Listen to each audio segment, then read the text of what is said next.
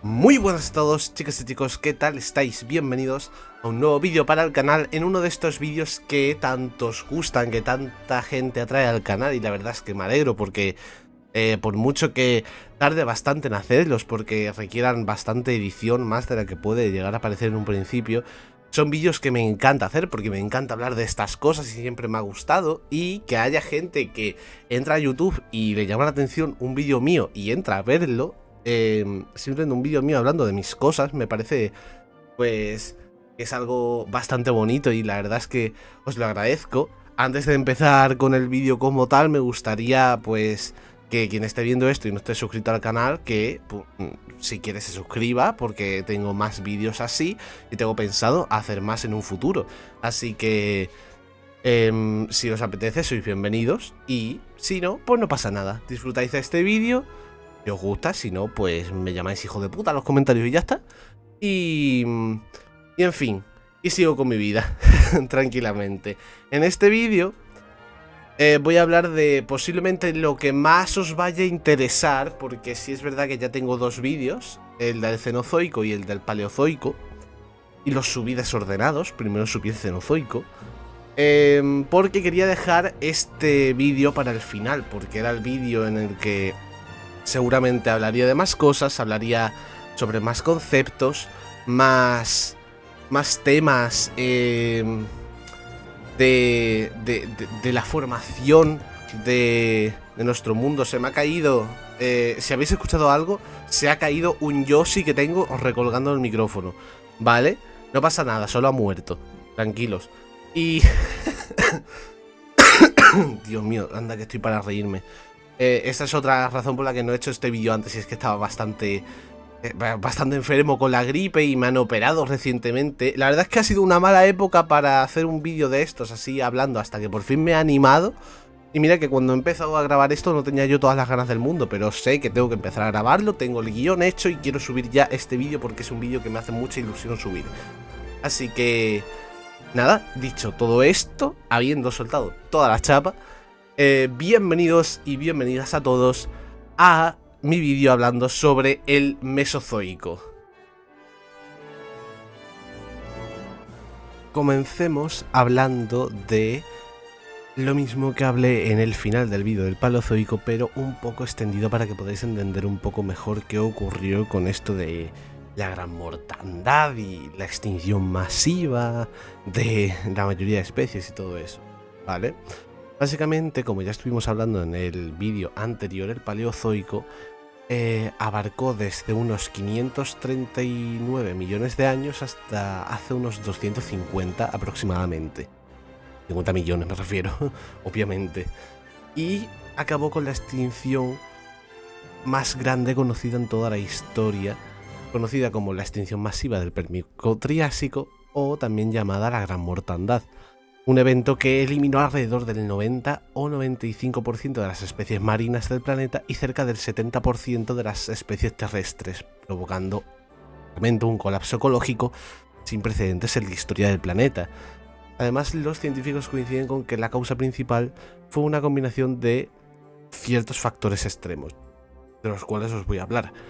Empecemos hablando de las trampas siberianas, que fueron una gigantesca provincia ígnea situada en lo que actualmente, como su nombre indica, es Siberia. Hace unos 252 millones de años aproximadamente, esta región de la que os estoy hablando experimentó uno de los episodios volcánicos más grandes que han ocurrido en la historia, liberando lava durante cientos de miles de años, que se dice pronto, pero es lo suficiente para llevar a lo que vamos a hablar ahora. ¿Qué produjo este evento? Enormes cantidades de CO2, SO2 y metano en el aire. También provocó oscurecimiento atmosférico por culpa de las cenizas liberadas y un calentamiento global extremo, además de lluvias ácidas y alteraciones químicas en océanos y suelos. La magnitud de estas erupciones fue tan colosal que cubrió millones de kilómetros cuadrados con basalto y alteró profundamente el clima global, pero no fue lo único que provocó la catástrofe de la Gran Mortandad, porque fueron muchas mezclas de ciertas cosas. ¿Qué más podemos nombrar? La acidificación oceánica. ¿Qué es esto? La acidificación oceánica ocurre cuando los océanos absorben grandes cantidades de CO2 atmosférico. Ese CO2 se disuelve en el agua y forma ácido carbónico, lo que reduce el pH del océano. Las consecuencias que hubo en el Permico-Triásico por esto pues fueron la dificultad para que organismos como corales, braquiópodos o moluscos formasen conchas de carbonato cálcico. También el colapso de cadenas tróficas marinas y la extinción masiva de muchas especies calcificadoras. Había algo más en ese momento ocurriendo en los océanos, que era la anoxia oceánica, que es la falta casi total de oxígeno en grandes zonas del océano. Durante la Gran Mortandad, el calentamiento global redujo la circulación oceánica y provocó que las aguas profundas quedaran estancadas sin oxígeno. Esto generó la muerte masiva de peces y organismos bentónicos, la proliferación de bacterias anaerobias tóxicas y la liberación de gases venenosos como sulfuro de hidrógeno. La combinación de la acidificación y la anoxia hizo que los océanos, como bien podréis comprender, se convirtiesen en un ambiente prácticamente inhabitable para ningún tipo de ser vivo. Pero algunas especies lograron sobrevivir, porque a pesar del colapso algunos grupos consiguieron superar esta crisis gracias a su alimentación o a sus hábitos. Entre los supervivientes os voy a decir más o menos un poco algunos marinos y otros terrestres. Y en los marinos pues encontramos por ejemplo la Língula anatina, que era un braquiópodo, y es un linaje que ha cambiado muy poco como tal desde el Paleozoico. También los Cladodus, que eran tiburones primitivos, y los primeros coelacantiformes, que son los antepasados de lo que son los ceracantos actuales, que se creyó durante muchísimo tiempo que estaban extintos hasta el siglo pasado. Perdón, se me ha olvidado hablar. Y luego los supervivientes terrestres como el Dicynodon lacertepis y otros Dicynodontes tardíos de la misma familia. También los Proterosuchus fergusi, que eran arcosauriformes basales, que pudieron prosperar durante el Triásico temprano, y los Trinaxodones, que eran una especie de sinápsido pterocéfalo que sobrevivió refugiándose dentro de madrigueras. De hecho, luego os voy a contar una cosa sobre un fósil muy curioso donde el Trinaxodon tiene bastante que ver. Pero eso lo dejamos para cuando hablemos como tal del Triásico. En fin, ahora os tengo que hablar de un animal que sobrevivió a la Gran Mortandad, que fue básicamente el animal al que le debemos que estemos tan siquiera aquí ahora mismo, ¿vale? Un animal muy especial. Entre todos los supervivientes que os he dicho, destaca como el más protagonista de todos el Lystrosaurus, que se tiene como el protagonista del renacimiento biológico después de la mayor extinción que ha ocurrido en el planeta. ¿Qué era el Lystrosaurus? Era un sinápsido dicinodonte que sobrevivió a la Gran Mortandad y llegó a constituir hasta el 70% de los vertebrados terrestres en algunos ecosistemas de lo que fue el Triásico temprano. Se dice poco, pero esto significaría que la mayoría de seres vivos que te podías encontrar, y que seguramente no eran demasiados, eran Lystrosaurus. También esto fue gracias a que tenía un cuerpo robusto, colmillos córneos y un pico adaptado a raíces y plantas duras que después de la extinción eran lo que más estaba presente en los ecosistemas. También probablemente excavaba madrigueras, lo que lo podía proteger de condiciones extremas como lo que hemos mencionado de el empeoramiento de la atmósfera y el calentamiento global. Además, los Lystrosaurus y muchos sinápsidos tenían hábitos generalistas, lo que los ayudó a sobrevivir. ¿Qué significa esto? Un animal generalista es aquel animal que es capaz de adaptarse a una amplia variedad de recursos y condiciones ambientales. En el caso de los sinápsidos supervivientes, podían alimentarse de plantas o presas de distintos tipos, toleraban variaciones extremas de temperatura y también de humedad, por supuesto, y tenían comportamientos flexibles como excavar o migrar o cambiar de dieta. También era muy útil que no dependían de un ecosistema muy específico, y esto fue lo clave para sobrevivir en un mundo que había quedado completamente devastado por la extinción, donde los recursos eran escasos y el clima era totalmente inestable. Y tras hablar de esto, vamos a hablar de cómo llegó la Tierra al Triásico después del final del Paleozoico. Y es que tras la extinción el planeta se convirtió en un lugar árido, muy cálido y con océano bastante pobres en oxígeno, pero con el tiempo la atmósfera se estabilizó, las plantas pioneras recolonizaron los suelos, volvieron a estar presentes y los ecosistemas se reorganizaron lentamente. Por mucho que yo os lo acabe de decir en menos de 20 segundos, esto pasó durante a saber cuántos años. El supercontinente Pangea, ya formado al final del Paleozoico, generó enormes regiones interiores secas, pero también permitió la expansión de especies. Seguramente de lo que más vamos a hablar en el vídeo de hoy. Ahora bien, el inicio del Triásico, hace 250 millones de años, coincide con la recuperación tras la gran mortandad y marca el comienzo de la era mesozoica, de lo que vamos a hablar el día de hoy.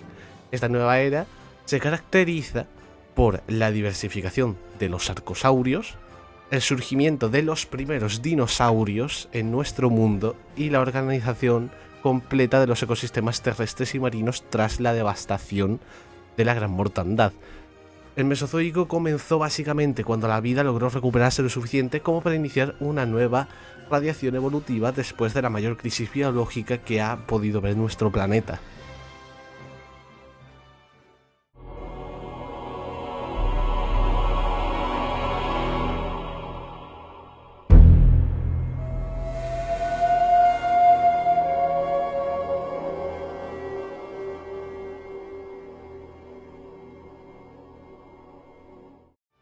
Damos paso al Mesozoico hablando de la primera etapa que lo abarca, que es el Triásico, que duró desde unos 250 millones de años hasta 201 millones de años.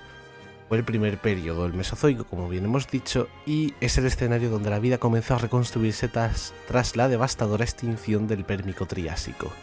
El planeta presentaba un clima bastante más homogéneo que el actual, sin hielo polar y con diferencias térmicas bastante reducidas entre lo que era el ecuador y los polos, no como ahora que es bastante vasta la diferencia entre un sitio y otro. Este periodo fue un laboratorio evolutivo, literalmente. Aparecieron los primeros dinosaurios, primeros reptiles marinos modernos, primeros pterosaurios y los ancestros directos a los mamíferos. En cuanto a su clima, los estudios paleoclimáticos indican que el Triásico fue un periodo bastante caluroso y árido, especialmente en el interior de Pangea. Se ha confirmado que el supercontinente generaba enormes regiones interiores secas con escasa humedad y temperaturas muy elevadas, ya que estaba bastante lejano a lo que eran las costas y el mar. En ese entonces no existían casquetes polares, las temperaturas globales eran altas y uniformes y tenía desiertos gigantescos en el interior continental. Estaban presentes monzones estacionales en las zonas costeras y eventos climáticos extremos como el episodio pluvial carniano, que provocó lluvias torrenciales y cambios ecológicos profundos. Este clima favoreció la evolución de animales más resistentes, rápidos y más adaptados a la sequía. Durante todo el Triásico, los continentes estaban unidos en un único supercontinente, que era el ya conocido Pangea, una enorme masa terrestre que dominaba la geografía global. Se ha dicho que Pangea comenzó a fragmentarse hacia el final de este periodo, preparando el escenario para lo que luego iba a ser el Jurásico. Las consecuencias de que Pangea fuese así fueron los interiores continentales tan secos que ya hemos nombrado, las migraciones de animales fáciles gracias a la ausencia de barreras oceánicas, costas sometidas a monzones, como ya hemos mencionado también, y amplias llanuras y desiertos donde prosperaron reptiles más adaptados a la aridez. Y ahora vamos a hablar de nuestra parte favorita, porque si bien es muy interesante todo lo que hemos dicho sobre el Triásico, lo que más nos interesa a todos son los animales más importantes. Voy a hablar de algunos dinosaurios y algunos animales que no lo eran, ¿vale? Comenzamos por el Coelophysis bauri, uno de los primeros dinosaurios verdaderos y un completo icono del Triásico tardío, si no preguntárselo a Walking with Dinosaurs. Su tamaño era de 2 a 3 metros de largo y era un carnívoro bastante ágil. Se han encontrado grandes acumulaciones fósiles que sugieren que tenía un comportamiento gregario. Sus cuencas oculares además indicaban una excelente visión ideal para cazar a las presas pequeñas que solían ser su alimento. Tenía un cuerpo extremadamente ligero, casi como si se tratase de una ave primitiva. También tenemos al Plateosaurus engelhardti. Espero haberlo pronunciado bien, nunca he sabido hacerlo. Un prosaurópodo herbívoro de gran tamaño. ¿Qué significa prosaurópodo? Pues como su propio indica, era como una especie de etapa inicial de lo que más tarde serían los saurópodos en el Jurásico y Jurásico. Por lo tanto, era precursor de estos gigantescos animales. Medía hasta 9 metros de largo y era un herbívoro con el cuello largo. Tenía un crecimiento bastante dependiente de la disponibilidad del alimento, algo que era bastante raro en dinosaurios, y podía alternar entre caminar en 2 o 4 patas. Es uno, además, de los dinosaurios europeos mejor representados en el registro fósil.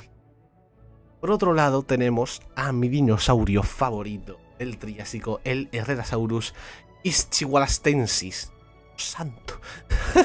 Uno de los dinosaurios carnívoros más antiguos y un depredador bastante formidable que llegaba a alcanzar desde los 4 a los 5 metros. Además, su esqueleto muestra una mezcla de rasgos primitivos y bastante avanzados, y vivió en el Valle de la Luna, en Argentina, que actualmente es uno de los yacimientos triásicos más importantes del mundo. Hablando de criaturas que no sean dinosaurios, tenemos el Postosuchus kirkpatricki. Putos nombres de los bichos. Que era un rauisuchio, pariente de los actuales cocodrilos, que dominó como superdepredador. Medía de 4 a 5 metros y era carnívoro, como os podréis imaginar, y como algunas curiosidades podemos decir que caminaba principalmente sobre 4 patas, pero podía perfectamente levantarse sobre 2. Tenía un cráneo enorme con dientes bastante curvados y afilados y era uno de los mayores depredadores terrestres del Triásico tardío. Otro animal que no era un dinosaurio, pero del que podemos hablar, es el Nodosaurus mirabilis, un reptil marino temprano precursor de lo que más tarde serían los plesiosaurios. Su tamaño era de 3 a 4 metros, no era tan grande, y pues comía peces y bastantes cefalópodos. Tenía un cuerpo hidrodinámico y extremidades parcialmente palmeadas que le ayudaban a moverse mucho más rápido por el agua. Probablemente debía salir a tierra para poner huevos, aunque no he encontrado suficiente información sobre esto, así que vamos a dejarlo en probablemente, que es posible que se haya desmentido o algo parecido, y su mordida era similar a la de un cocodrilo moderno en cuanto a fuerza. También tenemos a los Tanistropeus longobardicus, uno de los animales más raros que nos podemos encontrar en el Triásico. Medía hasta 6 metros, pero no os dejéis engañar porque la mitad de estos 6 metros era el tamaño del cuello.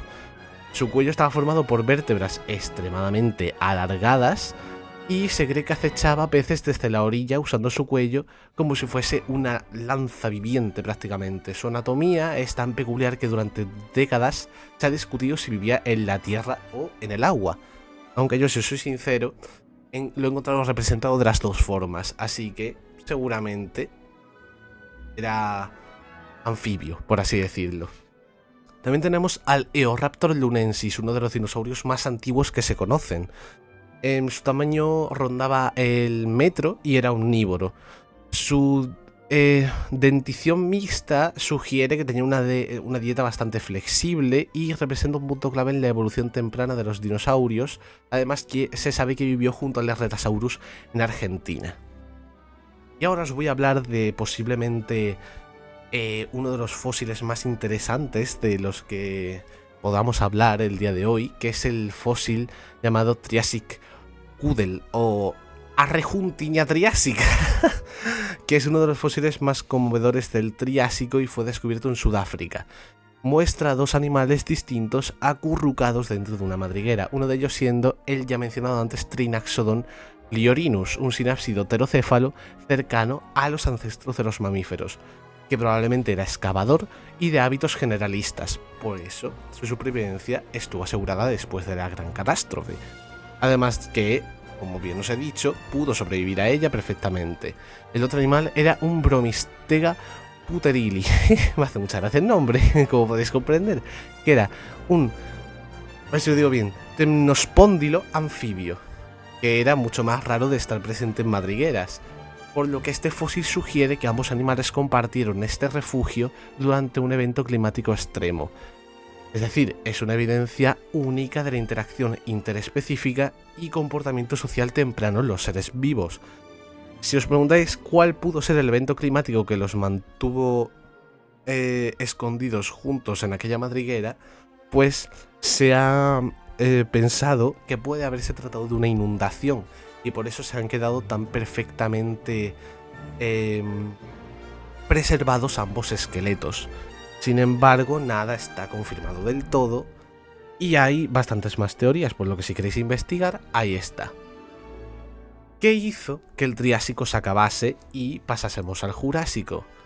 Pues básicamente el Triásico acabó con la extinción Triásico-Jurásica asociada, otra vez, al volcanismo masivo, cambios climáticos y la ruptura inicial de Pangea, de la que hablaremos más en un futuro.